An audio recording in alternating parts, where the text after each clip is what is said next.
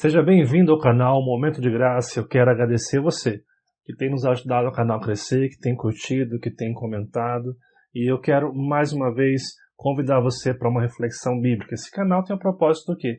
De nós aprendermos com questões importantes, né? E se você já se perguntou como que eu posso ser salvo, por que Jesus morreu naquela cruz, por que nós precisamos, por que Jesus teve que morrer na cruz para me salvar? Esse vídeo vai te dar essa resposta. É um vídeo longo, eu sei, mas vale a pena assistir. Se você não conseguir assistir inteiro, vai assistindo por partes, mas é importante que você consiga assistir todo ele e ter resposta para essa pergunta, né? Nós pregamos há 2 semanas atrás já mensagens muito bacanas. Então, se você não assistiu, eu convido você o quê? Entra nesse card que está aqui e assiste as 2 primeiras pregações, onde nós falamos sobre o prelúdio da história, falando como que Deus criou o mundo e por que criou o mundo, e a segunda pregação, uma tragédia incalculável, mostrando o que o pecado é na nossa vida. E hoje, essa mensagem você vai ouvir sobre por que foi necessário Jesus morrer, como que você pode ser salvo e ter certeza disso. Então, vamos assistir juntos essa pregação. E eu quero, antes de mais nada, se você não é inscrito ainda, se inscreva. Eu preciso da tua inscrição.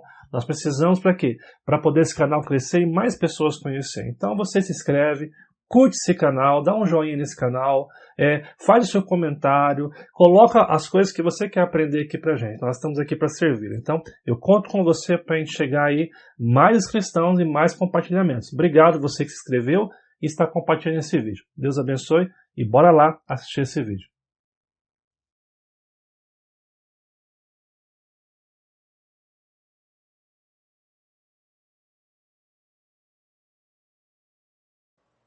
A notícia, a verdade que todos precisam saber, ela fala a respeito do Evangelho. O Evangelho, algumas pessoas acham que Evangelho é um grupo de pessoas, que Evangelho é uma classe religiosa, ou um lugar onde as pessoas se encontram. E a Bíblia nos mostra que Evangelho não é um grupo de pessoas. O Evangelho é uma notícia que muda completamente a nossa história. E nós estamos conversando já há algumas semanas, a 3ª semana hoje. Na primeira semana nós falamos sobre o prelúdio da história, como que a história começou, como que Deus soberano cria todas as coisas. Semana passada nós falamos sobre uma tragédia incalculável, nós falamos sobre como o mundo que Deus criou perfeito se destruiu completamente. Hoje nós iremos falar sobre ele assumiu a culpa, trabalhando o que nós chamamos de Evangelho. Hoje nós vamos ouvir a verdadeira notícia a respeito de quem Deus é e do que Ele fez por cada um de nós. E semana que vem nós vamos estar falando, confie plenamente nele. Então, para que a gente possa pregar hoje, é importante que a gente faça uma revisão. Vamos revisar rapidamente o que foi falado nas 2 semanas anteriores. Quando nós chegamos no capítulo 1, o prelúdio da história, nós podemos resumir o que foi falado da seguinte maneira: o Deus único, soberano, perfeito e que existe por si só, decide voluntariamente compartilhar seu amor, criando o mundo e o homem, e tudo havia ficado muito bom. Nós falamos naquela ocasião que Deus não tinha a obrigação nenhuma de criar o homem. Deus não tinha obrigação nenhuma de criar o mundo. Deus é Deus por si só. Ele não cria o homem para ter um relacionamento porque ele se sentiu sozinho e precisava criar a humanidade para que ele pudesse ter alguém para conversar. A Bíblia fala que ele existe por si só. E nós frisamos muito naquele dia que nós achamos que Deus é como eu e você. Porque nós precisamos que as pessoas nos aceitem, a gente precisa passar para as pessoas que a gente é uma pessoa para que a gente seja elogiado ou ganhe alguma coisa. Deus não é isso. Deus não tem esse sentimento. Deus é Deus soberano. Na semana passada, nós olhamos para este mundo que Deus criou perfeito, entrando no capítulo 2, onde nós vimos uma tragédia que acontece na história. E naquela ocasião nós trabalhamos alguns capítulos de Gênesis e o texto de Romanos. Quando nós vimos Gênesis capítulo 1, nós nos lembramos que Deus criou tudo perfeito. Quando nós chegamos em Gênesis capítulo 2, nós vemos que Deus dá uma ordem para Adão, dizendo: Adão, você vai cuidar do jardim.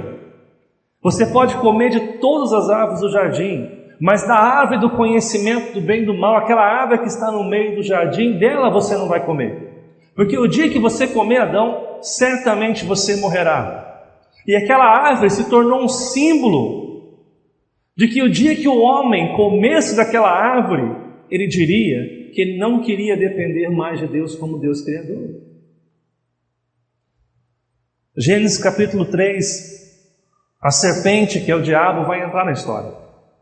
E quando ele entra na história, a proposta que o diabo faz para o homem é que o homem fosse como Deus. A tentação, esse pecado que nós todos temos no coração, é querer ser como Deus. O diabo chega com uma conversa mole, dizendo: Deus disse que você não pode comer de nenhuma árvore desse lugar. E Eva diz: nós podemos comer de todas as árvores, mas daquelas, se nós comermos, certamente morreremos. E o que o diabo fala? Certamente vocês não vão morrer.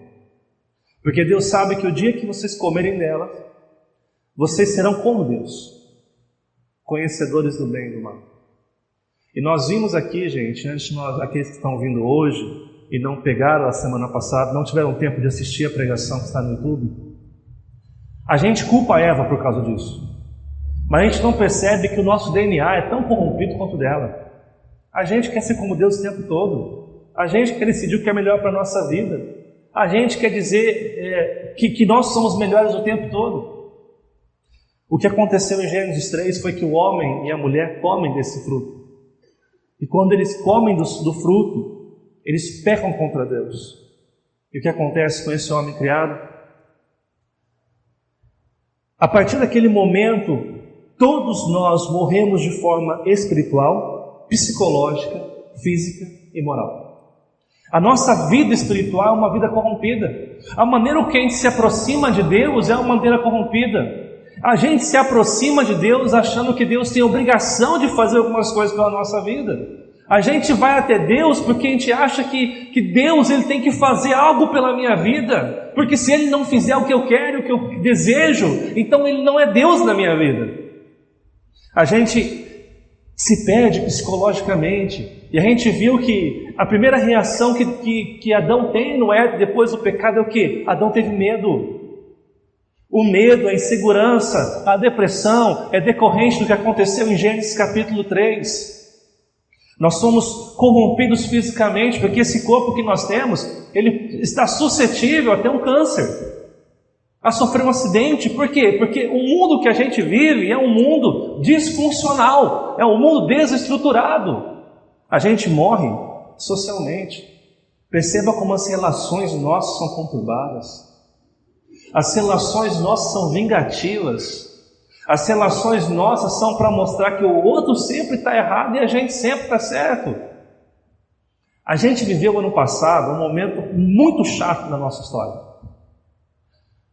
Eleições para presidente. E você tinha um grupo que defendia um candidato e defendia outro. E Facebook se tornou a grande batalha de juízes, porque todo mundo tinha a palavra final, todo mundo sabia o que falava, todo mundo era dono da verdade. Agora, Bolsonaro ganhou, e muitos cristãos que deveriam estar orando, continuam criticando. E o pior, a gente passa por um desastre natural, como foi em Brumadinho, e o que acontece? Pessoas, em vez de se preocupar com as pessoas que morreram, com os familiares, eles estão mais preocupados em dizer que a política está errada, que a pessoa está errada e jogar culpados. Sabe por que isso? Socialmente, a gente é perturbado, a gente é disfuncional, a gente ama tão a nós mesmos que a gente não percebe que algumas atitudes nossas ferem a comunidade, ferem as pessoas que estão ao nosso lado. Mas a gente precisa mostrar que nós estamos certos. Decorrente do que aconteceu lá em Gênesis 3. Em Gênesis 3, todos, sem exceção, pecamos e estamos afastados de Deus. Não tem um ser humano na face da terra que pode dizer: eu sou bom. Você pode ser bom por talvez 1 minuto, mas se você pegar a sua vida diante do que a Bíblia fala, você vai descobrir que ninguém tem condição. Ninguém pode se aproximar de Deus. E nós lemos aqui semana passada o texto de Romanos, onde Paulo fala dos mundanos, do povo que está fora da igreja, porque esse povo é pecador, a gente não é. Ele fala dos moralistas que querem dar lição de moral para os outros. Eles falam das igrejas, de pessoas que frequentam a igreja, são tão piores quanto pessoas que não estão na igreja. E ele fala de todos nós, que todos nós pecamos e todos nós precisamos de um Salvador na nossa vida. Gênesis 3 também, irmãos, nos lembra que aqueles que pecam merecem a morte. O nosso salário pelas nossas atitudes é a morte. O destino que eu e você merecemos é o inferno. E não adianta você achar que você vai chegar a Deus e falar: Deus, olha para mim, olha para a minha vida, porque eu mereço o céu. Nenhum de nós merecemos o céu. O que nós merecemos é o inferno. E nesse sentido, a grande questão é: como que nós podemos resolver isso? Como que a gente pode resolver uma situação como essa? Alguns que estão aqui têm condição de chegar e falar: a resolução para isso é essa. Se nós fizermos assim vai dar certo, porque nós temos um bom plano. Nós não temos um bom plano. A grande questão que está envolvida é: quem pode se aproximar de Deus? Quem pode merecer a salvação? Olha para a sua vida, olha para os seus hábitos e perceba se você realmente merece salvação. Aí o ser humano busca algumas estratégias. Por exemplo, nós vamos praticar boas obras. Eu vou começar a fazer boas obras, vou ajudar uma instituição de caridade, eu vou começar a ajudar os meus vizinhos, eu vou atrás das pessoas que estão carentes. Nós vamos praticar um socialismo gospel que vai funcionar na nossa vida. O problema é que a nossa maneira de ajudar é interesseira. Exemplo: se você ajudasse alguém e você percebesse que essa pessoa não valorizou o que você ajudou, você ficaria bravo. Porque você diria: eu ajudei, essa pessoa não valorizou o que eu fiz por ela. A tua ajuda foi egoísta. Quando você ajuda alguém, a gente não deve olhar o que a pessoa faz, não. Ou a gente ajuda de verdade, ou a gente ajuda por interesse. No fundo, muito do que nós fazemos de praticar boas obras é uma tentativa de querer mostrar para a sociedade e para Deus que a gente é bom. A gente também pode, então, já que não dá certo fazer boas obras, ter uma religião. E qual que é o pressuposto de ter uma religião? Aí todos nós temos a consciência, até mesmo aquela pessoa que se diz ateu, de que o universo é formado por um ser superior, por uma força cósmica superior que está acima de nós. E a ideia é que esse ser superior está afastado e nós precisamos fazer algumas coisas para apaziguar a ira desse ser superior, que alguns vão chamar de força superior, da força da criação, que nós chamamos de Deus. O problema é que a religião é a tentativa do homem de se aproximar de Deus por si próprio. E a Bíblia prova que a gente não consegue. Tá, então se eu não consigo religião, eu posso então frequentar uma igreja. Porque se eu frequentar uma igreja, as pessoas vão ver que eu sou uma pessoa boazinha. O problema é que a igreja não é um lugar perfeito. Você começa a frequentar uma igreja e percebe que as pessoas que estão do seu lado, e você também é tão problemático quanto a pessoa que você acha que é o problema. Estar numa igreja não vai fazer você ter a salvação. Ter uma religião não salva. Fazer boas obras não vai salvar, porque são tentativas do homem de ser salvo pelo seu próprio esforço. E perceba bem, o relato de Gênesis diz que o homem era perfeito. Adão era perfeito. E o texto nos mostra que um homem perfeito caiu diante da sedução de querer ser como Deus. Você acha que eu e você temos condição de ser melhores que Adão? Gálatas capítulo 3, verso 10. Todos quantos, pois, são das obras da lei, estão debaixo da maldição. Deixa eu explicar rapidamente isso daqui para você. O que é obras da lei? Obras da lei são aquilo que eu e você faz baseado no que é moralmente correto. Se eu ajudar os pobres, é o moralmente correto. Se eu for um bom frequentador de igreja, é moralmente correto. E a Bíblia diz que todos que querem viver pelo que fazem estão debaixo do quê? Da maldição.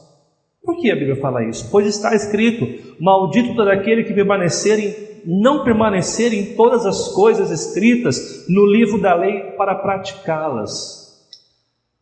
O que está explicando aqui, gente? Essa é a Bíblia. A Bíblia tem coisas que nos ensinam profundamente e nos confrontam profundamente. Por exemplo, deixa eu tocar na ferida de vocês hoje. A Bíblia diz que nós devemos amar os nossos inimigos. Você tem que amar aquela pessoa que te faz mal, que te fere, que te ofende. A pergunta, você consegue fazer isso? É muito fácil amar quem bate nas nossas costas, quem nos elogia, mas e amar o nosso inimigo? Então, Deus, essa parte eu não vou seguir porque é muito difícil. O texto fala que se você não cumprir um detalhe, uma lei sequer, você erra em todas. Se você quer ser salvo pelo que você faz, você tem que ser perfeito o tempo todo. Você não pode ter um pensamento ruim, você não pode estressar o dia, você não pode brigar com ninguém nesse trânsito de cruzeiro. Nem um segundo sequer. Porque se um segundo você quebrar uma lei da Bíblia, você está debaixo de maldição. E aí? A gente consegue? É evidente que pela lei ninguém será justificado diante de Deus. E justificado aqui, ninguém vai ser tido como justo. Pelo que você faz, jamais você vai ser justificado diante de Deus. Aí você pode mudar o lado. A gente é tão cara de pau, num certo sentido, que a gente começa a perceber o seguinte: eu não consigo ser mal, eu não consigo ser bom o tempo todo, eu tenho falhas, aquele pecado que eu não quero largar, aquela situação que eu não quero deixar. Então o que a gente fala? A gente parte para um Deus bonzinho. A gente começa a prefigurar um Deus hippie, um Deus que é zen, um Deus que é paz e amor, um Deus que perdoa todo mundo, e no final, Deus vai salvar todo mundo, porque Deus é amor. O pastor Tim Keller ele fala o seguinte: por que Deus não poderia simplesmente perdoar todas as pessoas, ou pelo menos aqueles que se mostram arrependidos dos seus erros? Ele está falando que para as pessoas aqui, o contexto dessa frase é o seguinte: pessoas dizem assim, se Deus é amor, por que Deus manda as pessoas para o inferno? Se Deus é amor, por que Deus quer condenar as pessoas? Se Deus é amor, Deus deveria perdoar todo mundo. Agora, se não quer perdoar todo mundo, perdoa por ao menos aqueles que dizem ser arrependidos.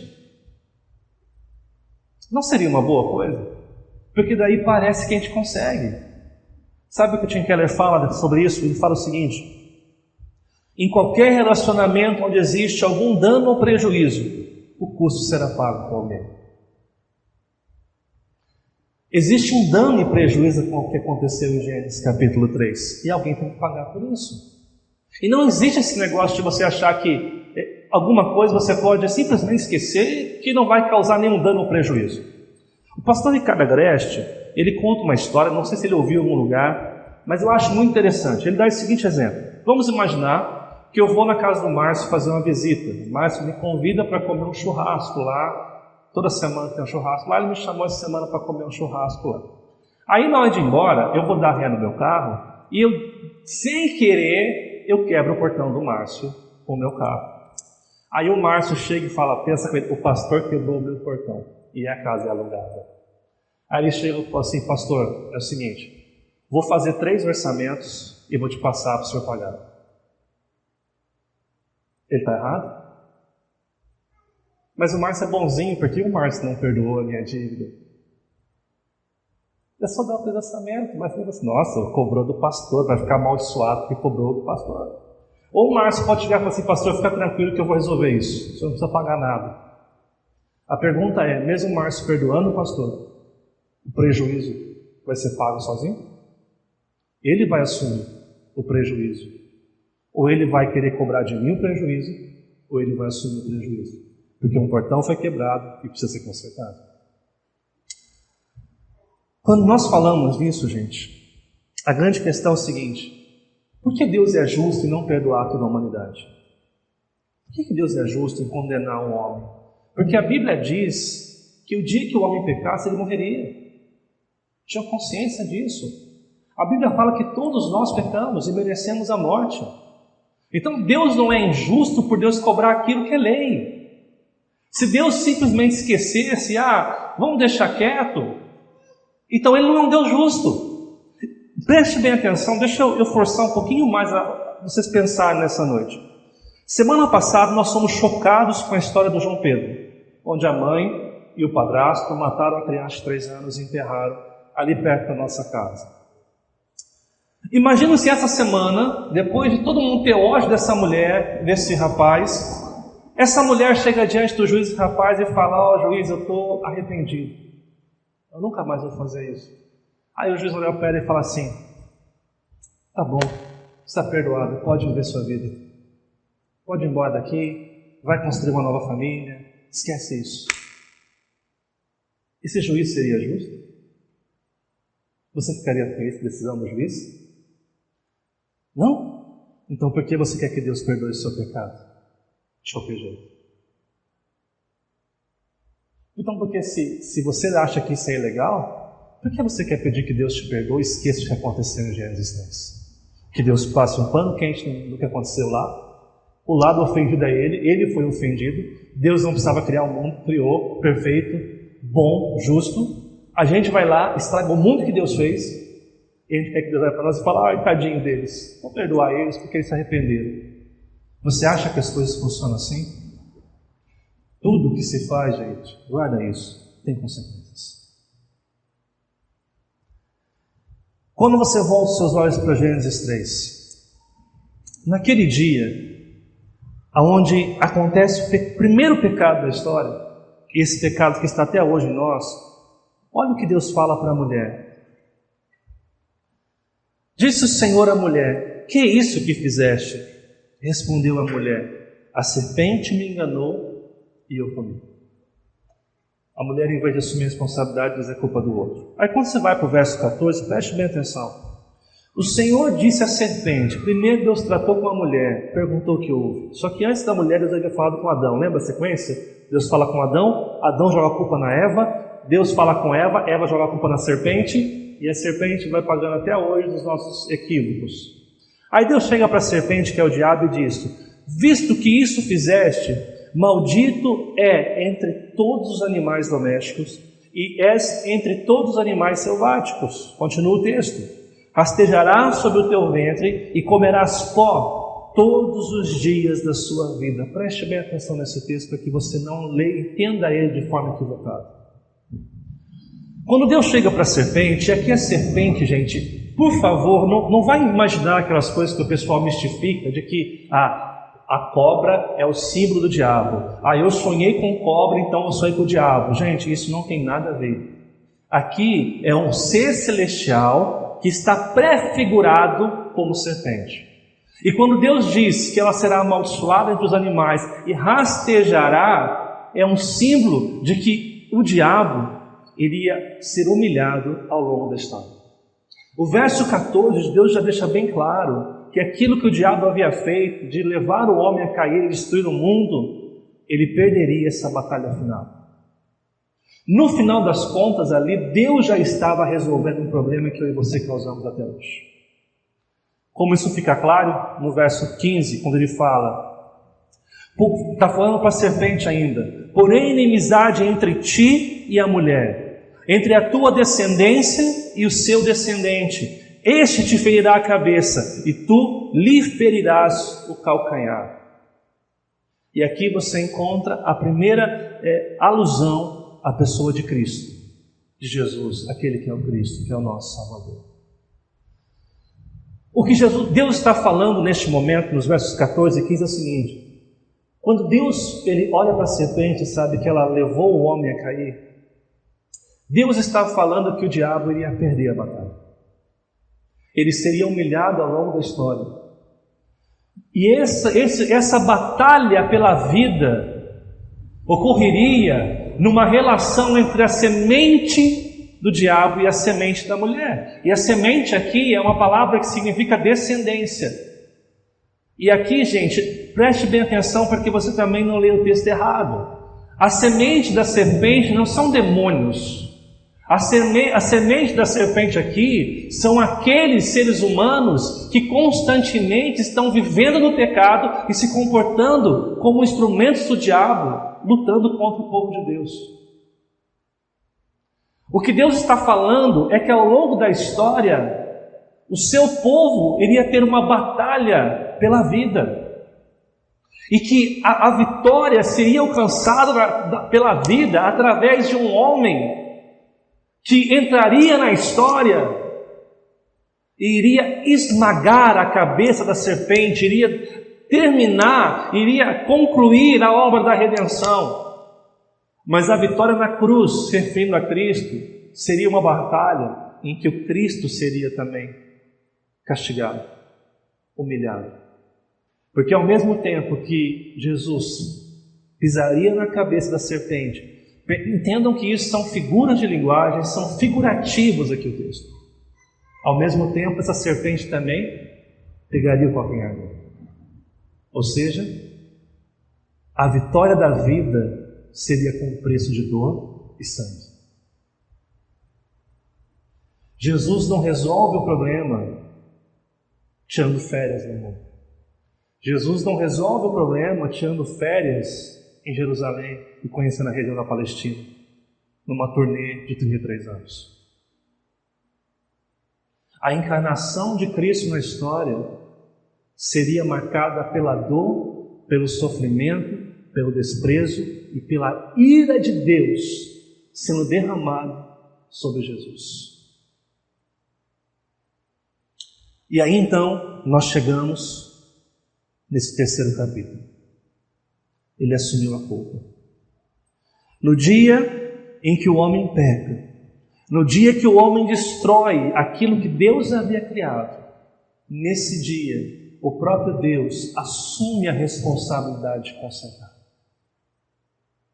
Só que em todo relacionamento que há um dano ou prejuízo, alguém tem que pagar por isso. E o próprio Deus decide voluntariamente pagar pelo meu erro e pelo seu erro. Pelo erro de toda a humanidade. Pelo pecado de toda a humanidade. E nesse sentido, Jesus se transforma no Cordeiro que assume a culpa. Por que o Cordeiro?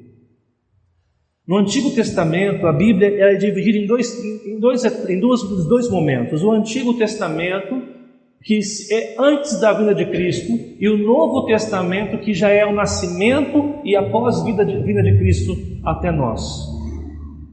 O Antigo Testamento, as pessoas elas tinham o perdão do pecado delas quando um cordeiro ou um animal era sacrificado e o sangue desse animal lavava os pecados da pessoa, perdoaria os pecados. Nesse contexto, você vai perceber que a Bíblia toda ela vai apontar para Jesus como aquele que na história mudaria a minha vida e a sua vida. Um exemplo disso na história de Abraão. Deus chega para Abraão em Gênesis capítulo 2 e diz: Abraão, você vai ser pai de uma grande nação. O detalhe é que a esposa de Abraão, Sara, era estéril. E já avançada em idade, ela vai ter um filho, que é o filho da promessa, chamado Isaque. E aí quando você chega em Gênesis capítulo 22, verso 2, olha o que Deus pede para Abraão.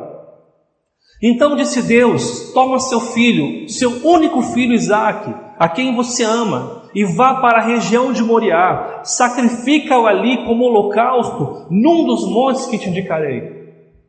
Deus promete em Gênesis 12 que Abraão seria pai de uma grande nação. Quando esse filho nasce, por um milagre, porque ambos eram avançados em idade, a primeira coisa que Deus pede é: mate seu filho. Você vai subir no monte e sacrificar o seu filho. E a história diz que Abraão faz isso. Gênesis 22, versículo 7 diz o seguinte: Isaque disse a seu pai, seu filho caminhando com seu pai Abraão, ele diz: meu pai. Sim, meu filho, respondeu Abraão. Isaque perguntou: eu estou vendo as brasas e a lenha estão aqui, mas onde está o cordeiro para o holocausto? Eu imagino um pai subindo com o filho, sabendo do que Deus falou para ele. E o filho: pai, tudo bem? Pai, nós estamos subindo para sacrificar. Eu estou vendo a lenha, eu estou vendo as brasas aqui para a gente fazer as coisas. Estou vendo o machado, afiado por sinal. Mas cadê o cordeiro? Como que a gente vai sacrificar o Senhor se não tem o cordeiro? Imagina um pai ouvindo isso e falando para o filho: filho, você vai ser o alvo desse sacrifício. Você que é pai já imaginou isso? Aí o texto continua, respondeu Abraão: Deus há de prover o cordeiro para o holocausto, meu filho. E os dois continuaram a caminhar juntos. Chega naquele momento, Abraão põe seu filho para sacrificar. E Isaac percebe que o negócio vai ficar difícil. E quando Abraão vai sacrificar o seu filho, ele escuta um barulho. E quando ele olha naquele barulho, tem um cordeiro. Olha o que o texto fala no versículo 13. Abraão ergueu os olhos e viu um carneiro preso pelos chifres num arbusto. Foi lá, pegou e sacrificou como holocausto em lugar do seu filho. Preste atenção. Naquela tarde, Abraão pôde voltar para sua casa, junto com seu filho, brincar de videogame, comer aquela sopinha que Sara preparou para eles. Sabe por quê? Porque um cordeiro morreu no lugar de Isaac. Se não existisse um cordeiro ali, Isaac teria morrido. Aí você chega na história do povo de Israel, do povo hebreu, na libertação do povo do Egito, né? Já teve até novela contando essa história aí já, né? De que o povo está preso no Egito, então Deus levanta Moisés e Moisés vai lá para libertar o povo, né? Olha só o que o texto fala. Todos aqui lembram das 10 pragas? E lembram qual era a última praga? A última praga é que o anjo da morte passaria e morreriam os primogênitos. Olha só o que fala Êxodo 11, verso 4 ao 6. Disse, pois, Moisés a Faraó: assim diz o Senhor, por volta da meia-noite passarei por todo o Egito. O texto continua: todos os primogênitos do Egito morrerão. Haverá grande pranto em todo o Egito, como nunca houve, nem antes jamais haverá. Deus promete que iria visitar para libertar o seu povo, mas que todos os primogênitos, os primeiros filhos daquela terra morreriam. Aí Deus dá a seguinte ordem no capítulo 12 para Moisés: digam a toda a comunidade de Israel que no 10º dia deste mês, todo homem deverá separar um cordeiro para a sua família, um para cada casa. Versos 5 e 6. O animal escolhido será macho de 1 ano, sem defeito. Guarde-no até o 14º dia do mês, quando toda a comunidade de Israel irá sacrificá-lo ao pôr do sol. O texto continua: passem então um pouco do sangue nas laterais e nas vigas superiores das portas, nas casas, nas quais vocês comerão o animal. Verso 13. O sangue será um sinal para indicar as casas em que vocês estiverem. Quando eu vir o sangue, passarei adiante. A praga da destruição não os atingirá quando eu ferir o Egito. O verso 14 continua: este dia será um memorial que vocês e todos os seus descendentes se comemorarão, como festa ao Senhor. Comemorem como decreto perpétuo. Essa seria a Páscoa dos judeus. O que é a Páscoa para um judeu? É a recordação do dia que eles foram libertos da escravidão do Egito. Agora, eles só foram libertos, os primogênitos, livres da morte, por quê? Porque um cordeiro de 1 ano, sem defeito, foi morto. Quando o anjo da morte passa e ele vê o sangue nos umbrais da porta, a criança não morreria. E esses 2 textos que eu separei aqui são textos que estão apontando para um outro cordeiro.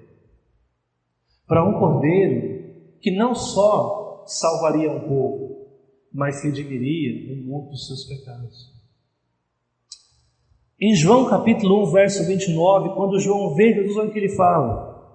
No dia seguinte, João viu Jesus aproximando e disse: vejam, vejam, é o Cordeiro de Deus que tira o pecado do mundo. Percebam a evolução até o nascimento de Jesus. Um cordeiro pela vida de um homem, Isaac. Um outro cordeiro pela vida de uma nação, o povo hebreu. E o Cordeiro de Deus pelo mundo de Deus. Tendo dito estas coisas, disse Jesus a seus discípulos: como vocês sabem, Estamos a 2 dias da Páscoa e o Filho do Homem será entregue para ser crucificado. Jesus tinha plena consciência do que ele seria na história. Ele seria o Cordeiro de Deus. E 2 dias antes de celebrar a Páscoa, em que um cordeiro morre pelos primogênitos, para que o povo fosse liberto, ele fala: daqui 2 dias eu vou ser preso e eu vou morrer. Eu vou morrer e através da minha vida eu vou consertar aquilo que o homem fez. Uma segunda coisa que eu quero trazer para que vocês possam perceber é que esse Jesus, que é o Cordeiro, que assume a nossa culpa, porque quem deveria morrer na cruz era eu e você, ele também é o Jesus que sofreu por nós. E aqui, para falar do sofrimento de Jesus, eu quero voltar para o Antigo Testamento e pegar um texto do profeta Isaías, que declara aquilo que Jesus fez por mim e por você, para que você possa entender, ou pelo menos perceber, o que Jesus assumiu no seu lugar. Olha o que fala Isaías 53, os versos 3 até o verso 12. Era desprezado e o mais rejeitado entre os homens, homem de dores e que sabe o que é padecer. É como um de quem os homens escondem o rosto. Era desprezado e dele não fizemos caso. Isaías começa o teu texto dizendo que Jesus ele foi rejeitado. Jesus não foi acolhido com amor. Jesus é aquele que nós escondíamos no rosto. Ele era desprezado, é um homem que sabe o que é sofrer. Isaías está falando que a gente que já sofreu bastante, a gente não sabe o que é sofrer, ele sabe o que é sofrer. E o texto vai continuar. Olha o que ele fez por mim e por você naquela cruz. Certamente ele tomou sobre si as nossas enfermidades e as nossas dores levou sobre si, e nós o reputávamos por aflito, ferido de Deus e oprimido. Lembra que eu disse que Gênesis capítulo 3 foi quando começou enfermidades na nossa vida, quando o nosso corpo ficou disfuncional. A Bíblia fala que ele se fez maldição, que ele tomou as nossas enfermidades sobre ele. O nosso pecado, a ira de Deus estava sobre Jesus. Ele continua, ele foi transpassado pelas nossas transgressões, ele foi moído pelas nossas iniquidades.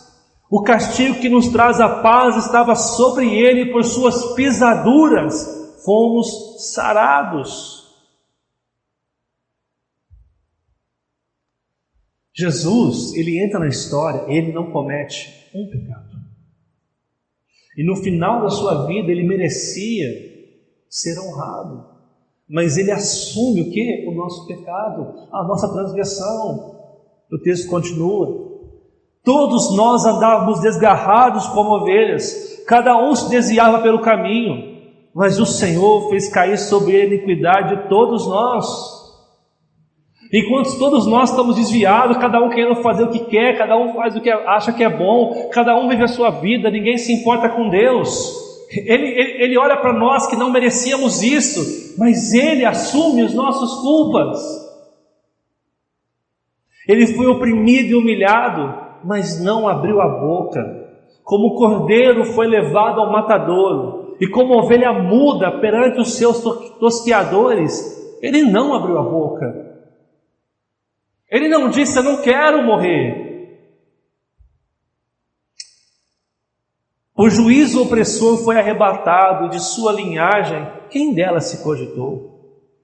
Porquanto foi cortado da terra dos viventes, por causa da transgressão do seu povo, transgressão do meu povo, foi ele ferido. Designarem a sepultura com os perversos, mas o rico esteve na sua morte, posto que nunca fez injustiça, nem dolo algum se achou em sua boca. O texto continua. Todavia, ao Senhor agradou moê-lo, fazendo enfermar, quando ele der a sua alma como oferta pelo pecado. Verá a sua posteridade e prolongará os seus dias, e a vontade do Senhor prosperará em suas mãos.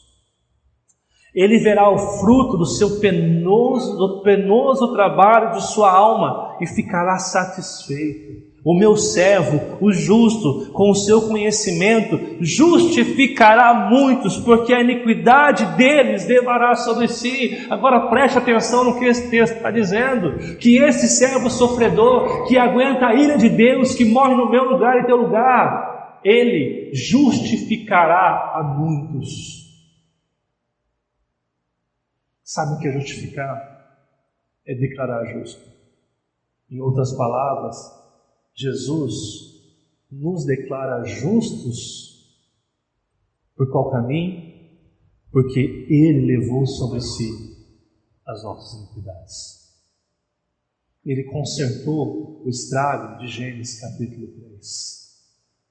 Ele não deixou a humanidade perdida para ir para o inferno. Ele entra na história, Ele assume o nosso lugar. Ele sofre a ira de Deus, o ódio dos homens, o desprezo dos homens, a dor no seu corpo físico. Para quê? Para que você não tivesse que enfrentar isso. Por isso, eu lhe darei como a sua parte, e com os pecadores repartirá ele o despojo. Com os poderosos repartirá ele o despojo. Porquanto derramou a sua alma na morte, foi contado com os transgressores, contudo levou sobre si o pecado de muitos, e pelos transgressores intercedeu. A Bíblia nos mostra que Jesus é o nosso intercessor. É por isso que João vai nos dizer que Ele é o caminho, Ele é a verdade, Ele é a vida. E ninguém vai ao Pai se não for por Ele. John Stott, um teólogo, diz o seguinte: a essência do pecado é nós, seres humanos, colocando-nos no lugar de Deus. Enquanto a essência da salvação é Deus colocando-se em nosso lugar. Nós nos colocamos onde somente Deus merece estar. Deus se colocou onde nós deveríamos estar. Jesus assume a nossa culpa, sendo o Cordeiro de Deus. Agora perceba quem Jesus é. Perceba o amor de Jesus na sua vida. Você não merece ser salvo. Porque você é pecador, você erra, você pratica injustiça. Você jamais seria salvo se fosse olhar para o teu currículo. Jesus tem um currículo perfeito. Ele entra na história, Ele se encarna na história, Ele nunca peca, Ele sofre todo o sofrimento da cruz, para você ter a oportunidade hoje de ter a vida eterna. E salva de graça. Ele não te cobra. Ele não está vendendo a salvação que Ele deu. Ele morre porque Ele te ama. Ele morre porque Ele quer salvar a sua vida. A pergunta é: até quando eu e você vamos levar Jesus de qualquer jeito? Para que você possa refletir e praticar nessa semana que vai entrar, deixa eu falar algumas coisas para você. A salvação nunca seria adquirida por nossos esforços ou expressões de piedade, entre aspas.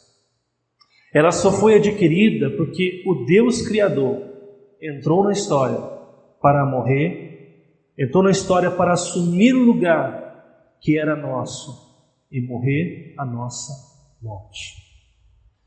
Como você se sente ao ouvir essa notícia? Porque o Evangelho é essa notícia. Evangelho é a notícia que Jesus entrou na história para salvar a minha vida e a sua vida. É a notícia que você iria para o inferno, mas Jesus entra na história e morre naquela cruz para que você não vá para o inferno. É a notícia que você pode ser verdadeiramente feliz e realizado na sua vida, porque um dia Jesus entrou na história para salvar a sua vida. Como que você se sente ao ouvir que você não merece ser salvo, mas que Jesus entra na história para te salvar? Como você se sente ao ouvir isso?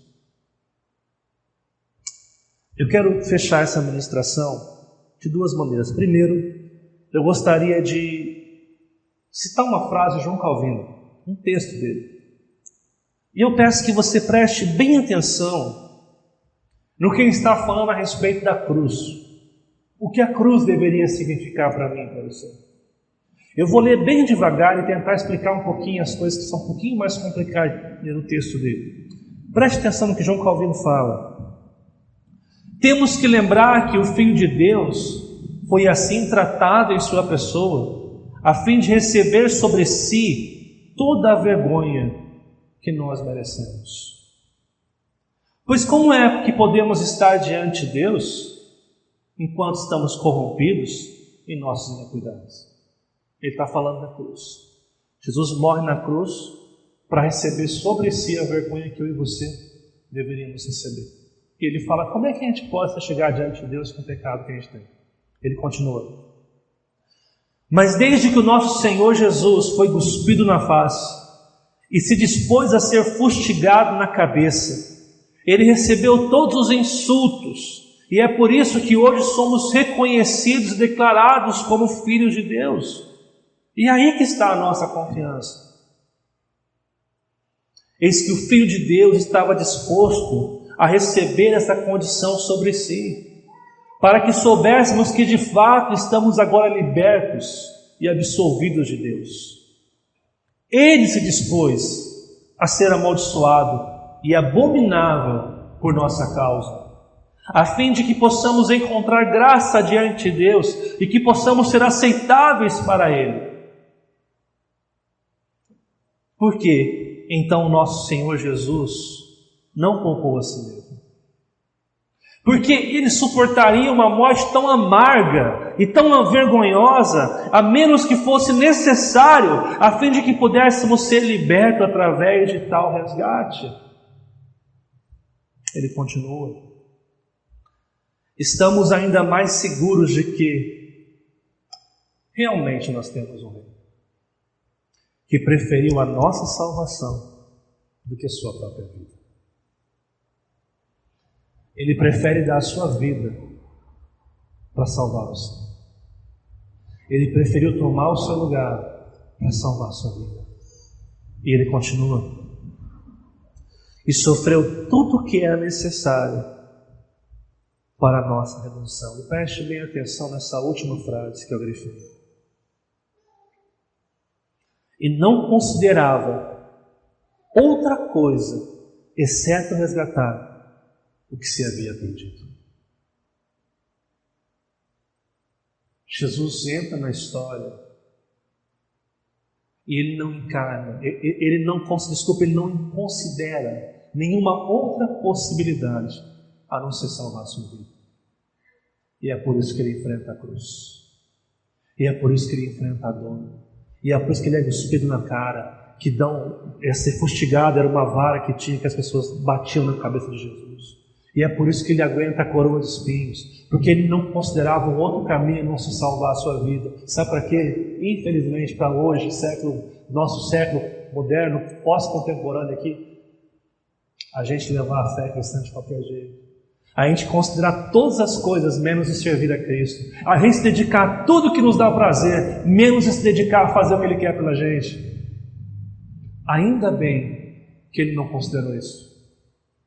Porque se talvez Jesus olhasse para mim e para você hoje, e se a regra de Jesus fosse mérito e merecimento, Ele diria, eu não vou morrer por esse povo. Eu vou morrer por esse povo para depois, daqui a um tempo, esse povo brincar com a minha fé, levar de qualquer jeito, ser tão orgulhoso que não se rende a mim, que não confia em mim. João Calvino nos lembra, e ele está aqui analisando um texto da crucificação, de que o Filho de Deus, o nosso Rei, preferiu a nossa salvação do que a sua própria vida. e sofreu tudo o que era necessário para a nossa redenção, e não considerava outra coisa certa, resgatando o que se havia perdido, lá em Gênesis capítulo 2. Você já parou para pensar no que Jesus fez por você? Já parou para pensar no que Jesus está fazendo pela sua vida? E a última reflexão que quero trazer para você hoje através de um vídeo. Eu gostaria que você escutasse esse vídeo dessa música. Esse vídeo é uma canção que fala exatamente de Isaías 53. E ao ouvir essa canção, eu gostaria que você prestasse muita atenção no que Jesus fez por você. Porque logo depois vamos celebrar a ceia, que também é o símbolo do que Jesus fez por mim e por você. Então eu convido você a prestar bem atenção, enquanto você ouvir essa música, esse vídeo, você esteja orando e percebendo quão grande é o amor de Deus pela sua vida.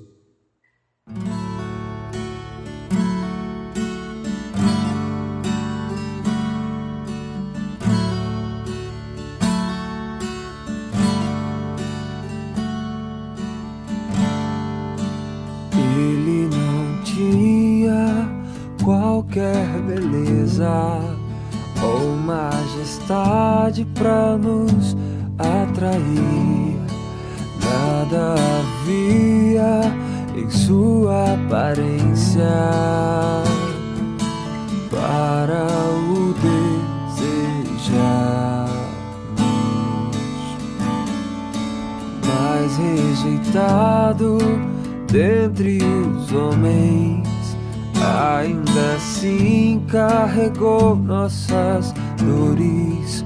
O seu castigo nos traz paz e a esperança não se esvai. A oferta pela culpa Ele ofereceu para satisfazer o Criador. Ele morreu para que a sua luz em nós pudesse brilhar. O Filho do amor se entregou em nosso lugar.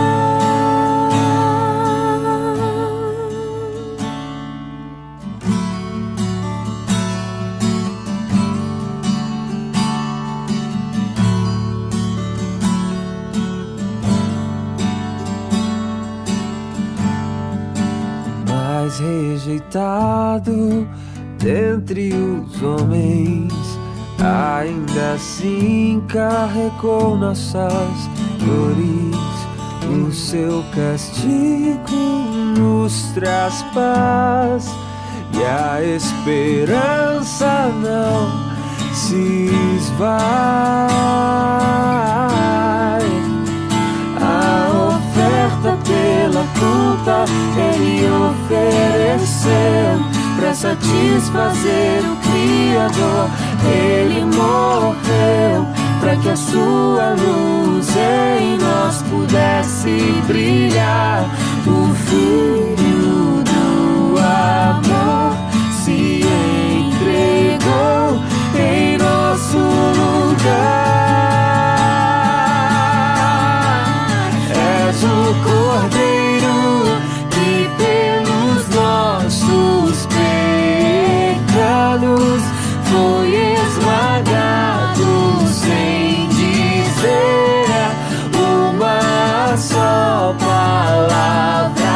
Se entregou aos cravos, derramou sua vida até a morte, provando a ira amarga pra nos dar sua doce graça e nos fazer viver.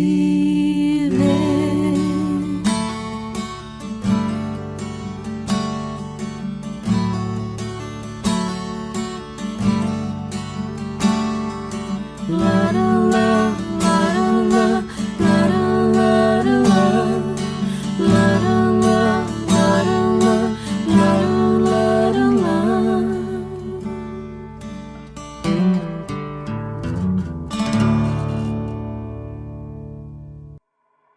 Se você está indo embora, significa que você já assistiu esse vídeo. Eu espero que essa mensagem tenha falado seu coração. Se você deseja receber os slides que a gente passa durante a mensagem, escreve aqui, #eu quero, e nós vamos estar enviando gratuitamente para você. Foi um prazer ter você aqui. Semana que vem a gente se encontra de novo para falar sobre confie plenamente nele. Nós vamos falar sobre como eu posso ter a certeza, como eu posso receber a certeza de que eu sou salvo e eu vou estar com Deus. Gente, muito obrigado você que tem assistido os vídeos, curtido, nos ajudado.